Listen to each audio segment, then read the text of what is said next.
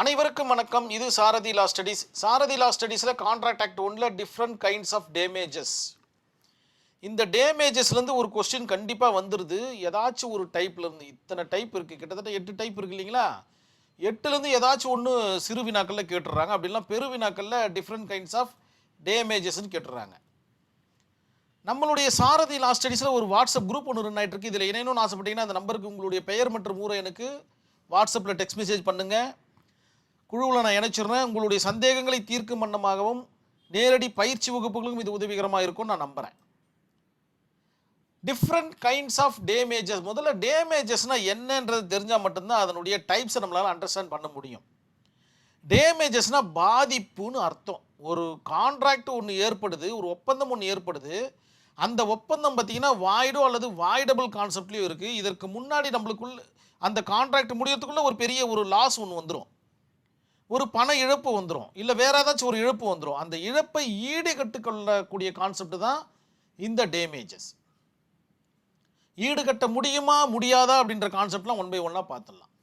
இந்த ஒரு 3 லைனை படிக்கும்போது கொஞ்சம் புரிய வரும்னு நம்புகிறேன் நான். ஒரு ஒப்பந்தம் மீறப்பட்டால், ஒரு கான்ட்ராக்ட் ஒன்று போடுறாங்க ஏ அண்ட் பி. இதில் யாரோ பார்த்தீங்கன்னா ஒருத்தர் ப்ரீச் ஆஃப் கான்ட்ராக்ட் பண்ணிடுறாரு, ஒப்பந்தத்தை மீறுறாரு. பாதிக்கப்பட்ட தரப்பிற்கு சட்டத்தின் கீழ் நஷ்ட ஈடு கோர உரிமை உண்டு. இதுதான் பார்த்தீங்கன்னா கான்செப்ட். யாரோ ஒருத்தர் பார்த்தீங்கன்னா ப்ரீச் ஆஃப் கான்ட்ராக்ட் ஆகிறாரு. இதில் யாரோ ஒருத்தர் பாதிக்கப்பட்ட நபராக மாறுறாரு. பாதிக்கப்பட்ட நபருக்கு ஈடாக ஏதோ ஒரு கான்செப்டை செலுத்தணும். It's called damages. இழப்பின் தன்மை மற்றும் நோக்கத்தை பொறுத்து பல வகைப்படும். பல வகையில் இருக்குது இந்த டேமேஜஸ். இன்னும் நிறைய வகை இருக்குது. நம்மளுடைய சப்ஜெக்டில் பார்த்தீங்கன்னா இது மட்டும் ஒரு 8 கோடிஃபை பண்ணியிருக்காங்க. இன்னும் நிறைய இருக்குது. டைப்ஸ் ஆஃப் டேமேஜஸ்னால் ஒன்று பார்த்தீங்கன்னா ஜென்ரல் டேமேஜஸ், அப்படி இல்லைன்னா ஆர்டினரி டேமேஜஸ். ஃபஸ்ட்டு டைப் அப்படின்னா என்ன அப்படின்னு பார்த்தீங்கன்னா, ஒரு ஒப்பந்தம் பார்த்தீங்கன்னா மீறப்படுது. That means breach of contract அப்படின்ற ஒரு கான்செப்டில் மீறப்படும் பொழுது அதற்கு ஈடாக இழப்பீடு கொடுக்கும் நிலை தான் இந்த ஜென்ரல், அப்படி இல்லைன்னா ஆர்டினரி டேமேஜஸ்னு அர்த்தம். எடுத்துக்காட்டு பார்த்தீங்கன்னா, ஒரு பொருளை ஒரு குறிப்பிட்ட நாளில் வழங்க வேண்டும் என ஏ ஒப்பந்தம் செய்து தாமதமாக கொடுத்தால் அந்த தாமதத்தினுடைய அந்த கான்செப்ட், இந்த டேமேஜ் இருக்குது பார்த்தீங்களா, அந்த கான்செப்டை அவருக்கு கொடுக்கணும் அப்படின்றது தான் ஜென்ரல் டேமேஜஸ்ன்ற கான்செப்ட். ஏக்கு பார்த்தீங்கன்னா அர்ஜென்ட்டாக ஒரு பொருள் தேவைப்படுது, பி பார்த்தீங்கன்னா அதை கொடுக்குறேன்னு ஒத்துக்குது. ஆனால் பார்த்தீங்கன்னா லேட்டாக கொடுக்குது. இவருக்கு ஒரு கிளைண்ட் ஒருத்தங்க இருப்பாங்க, அவர் அர்ஜென்ட் படுறாரு, இவர்கிட்ட டேமேஜ் கேட்பாங்க, இவர்கிட்ட டேமேஜ் கேட்பாங்க. ஸோ இந்த மாதிரி மாறிக்கிட்டே போகும் ஜென்ரல் ஆர் ஆர்டினரி டேமேஜஸில். அடுத்தது பார்த்தீங்கன்னா ஸ்பெஷல் டேமேஜஸ். இதுவும் சிறுவினாக்களில் கேட்டுக்கிட்டே இருக்கிறாங்க. இயல்பாக ஏற்படாத சிறப்பு சூழ்நிலைகளில் ஒரு ஸ்பெஷலான ஒரு சர்க்கம்டன்ஸ் இருக்கணும் அப்படின்ற மாதிரி சொல்லப்படுது. முன்கூட்டியே தெரியப்படுத்திருக்க வேண்டும். இந்த இழப்பு பார்த்தீங்கன்னா இயல்பாக ஏற்படாத சிறப்பு சூழ்நிலைகளில் ஏற்பட்ட இழப்பு. இதை பெற அந்த சூழ்நிலை முன்கூட்டியே தெரியப்படுத்தியிருக்க வேண்டும் அப்படின்ற மாதிரி சொல்லப்படுது. ஏதாச்சும் ஒரு பேட் சர்க்கம்டன்ஸ் வரப்போகுது அல்லது இயல்பை தாண்டி வரப்போகுதுன்னா முன்கூட்டியே அறிவிச்சிருக்கணும் அப்படின்ற மாதிரி சொல்லப்படுவது தான் இந்த ஸ்பெஷல் டேமேஜஸ் அப்படின்ற கான்செப்ட். ஒரு எடுத்துக்காட்டு பார்த்தா இன்னும் கொஞ்சம் புரிய வரும் நான் நம்புகிறேன். ஏக்கு பார்த்தீங்கன்னா அவசரமாக ஒரு இயந்திரம் தேவைப்படுது. ஏ என்கின்ற நபருக்கு அவசரமாக என்ன தேவைப்படுது? ஒரு இயந்திரம், ஒரு மிஷின் பார்த்தீங்கன்னா தேவைப்படுது. அதை பார்த்தீங்கன்னா பி பார்த்தீங்கன்னா வழங்குவதாக உறுதி கூறுறார். இயந்திரத்தை வழங்க பி தாமதித்தால் அதற்கான நஷ்ட ஈடு வழங்க வேண்டும். அல்லது இந்த ஒப்பந்தம் போடுவதற்கு முன்னாடியே பார்த்தீங்கன்னா சிறப்பான ஒரு சூழ்நிலை எதனா இருந்துச்சுன்னா அதை சொல்லிடணும் பி. இந்த ஸ்பேர்ஸ் வருவதற்கு கஷ்டமாக இருக்குது, டிரான்ஸ்போர்ட்டேஷன் கஷ்டமாக இருக்குது, இந்த மாதிரி சூழ்நிலைகளை சொல்லிட்டா ஏ பார்த்தீங்கன்னா அதற்கு தகுந்த மாதிரி அவருடைய வேலையை பார்க்க ஆரம்பிச்சிருவார். இது எதுவுமே சொல்லணும்னா அது ஸ்பெஷல் டேமேஜஸ் கேட்டு அதை நம்ம இது பண்ணிக்கலாம். கிட்டத்தட்ட ஜென்ரல் டேமேஜ் மாதிரியே தான். அதுக்கப்புறம் பார்த்தீங்கன்னா புனிட்டிவ் டேமேஜ், பனிஷ்மெண்ட்டுன்னு அர்த்தம். இது தமிழில் பார்த்தீங்கன்னா தண்டனை நஷ்ட ஈடு. குற்றவாளியை பார்த்தீங்கன்னா தண்டிக்கும் நோக்கில் வழக்கில் ஈடு, குற்றவாளியை தண்டிக்கும் நோக்கில் பார்த்தீங்கன்னா ஒரு ஈடு எதனா இருந்துச்சுன்னா அது பார்த்தீங்கன்னா பனிஷ்மெண்ட் டேமேஜ்னு சொல்லுவாங்க. திருமண வாக்குறுதி மீறல். ஒரு பொண்ணுக்கிட்டேயோ இல்லை ஒரு பையன்கிட்டேயோ நான் உன்னை திருமணம் பண்ணிக்கிறேன் அப்படின்னு சொல்லிட்டு ஏதாச்சும் ஒரு ஏமாற்றம் நடந்து விட்டுச்சுன்னா இந்த டேமேஜஸ் கிட்ட நம்ம வாங்கிக்கலாம் அப்படின்ற மாதிரி சொல்லப்படுது. அது அப்புறம் பார்த்தீங்கன்னா வங்கியில் காசோலை தவறாக திரும்ப அனுப்புதல். வங்கியில் பார்த்தீங்கன்னா சரியான பணம் இருக்குது அவருடைய அக்கௌண்ட்டில், ஆனால் பணம் இல்லைன்னு அனுப்பிச்சிட்டாங்கன்னா இந்த இடத்துல அந்த வங்கிக்கு பார்த்தீங்கன்னா ஒரு பனிஷ்மெண்ட் கொடுக்கறதுக்கு உண்டான டேமேஜஸை நம்ம கிளைம் பண்ணிக்கலாம் அப்படின்ற ஒரு கான்செப்ட் தான். இதெல்லாம் சிறுவினாக்களில் கேட்டாங்கன்னா நாங்கள் ப்ரீஃபாக நீங்கள் எழுதணும். அது மட்டும் இல்லாமல் ஒரு கேஸ் ஸ்டடியோடு எழுதினா மட்டும்தான் சரி வரும். உங்களுக்கு ஒரு இல்லுஸ்ட்ரேஷன் போட்டால் தான் ஒரு பக்கத்தை நிரம்பும். இது மட்டும் இல்லாமல் உங்களுடைய புத்தகத்தையும் நீங்கள் ரெஃபர் பண்ண வேண்டிய சூழல் ஏற்படுது இந்த சிறு சிறு கான்செப்டுக்கெல்லாம்.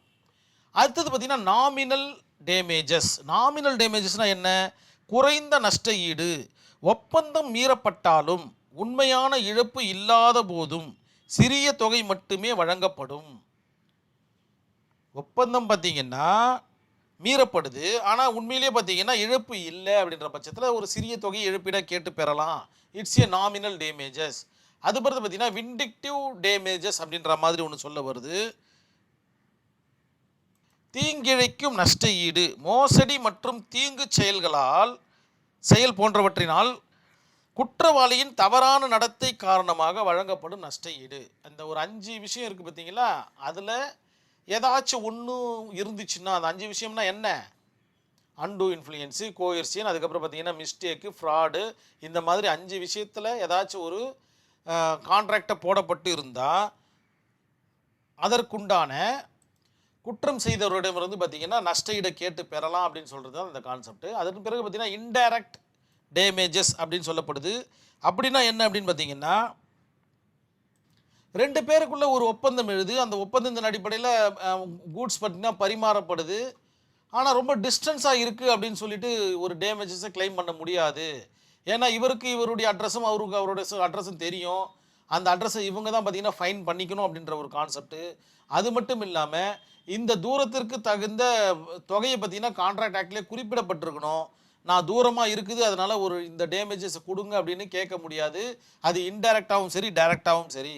அதன் பிறகு பார்த்தீங்கன்னா லிக்யூடேட்டட் அண்ட் அன்லிக்யூடேட்டட் ரொம்ப ரொம்ப முக்கியமான ஒரு டேமேஜஸாக பார்க்கப்படுகின்றது. லிக்யூடேட்டட் டேமேஜ்னா முன்கூட்டியே நிர்ணயிக்கப்பட்ட நஷ்ட ஈடுன்னு அர்த்தம். ஒப்பந்தத்தில் முன்கூட்டியே ஒரு தொகை பார்த்தீங்கன்னா நிர்ணயிக்கப்பட்டிருக்கும். செக்ஷன் 74 பார்த்தீங்கன்னா டிஃபைன் பண்ணி சொல்லுது.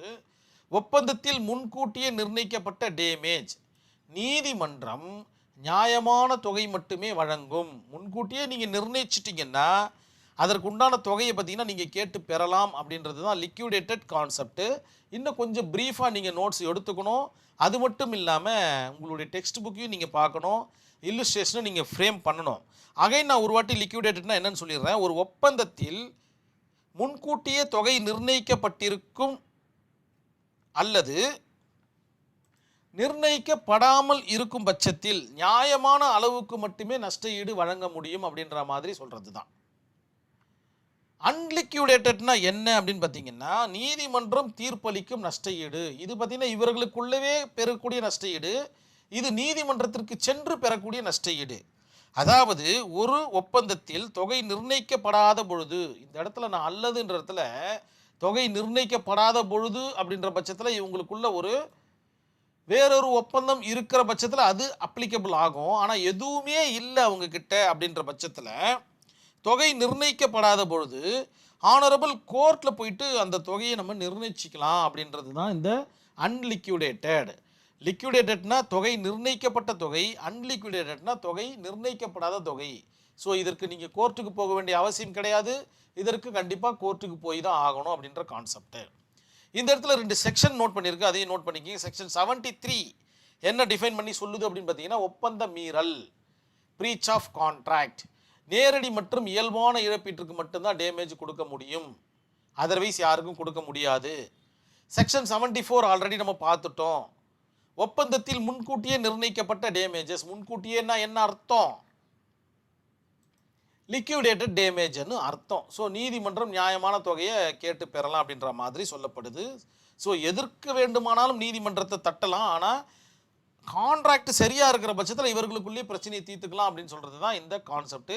இது எல்லாத்தையுமே நீங்கள் ப்ரீஃபாக நீங்கள் எடுக்கணும் கான்செப்ட்டு. முடிஞ்ச அளவுக்கு நான் லிக்யூடேட்டருக்கு வேணால் தனியாக ஒரு வீடியோ நான் போடுறதுக்கு ட்ரை பண்ணுறேன். அடிக்கடி அதை கேட்டுக்கிட்டே இருக்கிறாங்க. கண்டிப்பாக இந்த வீடியோ உங்களுக்கு புரிய வந்திருக்கும் நான் நம்புகிறேன். நன்றி, வணக்கம்.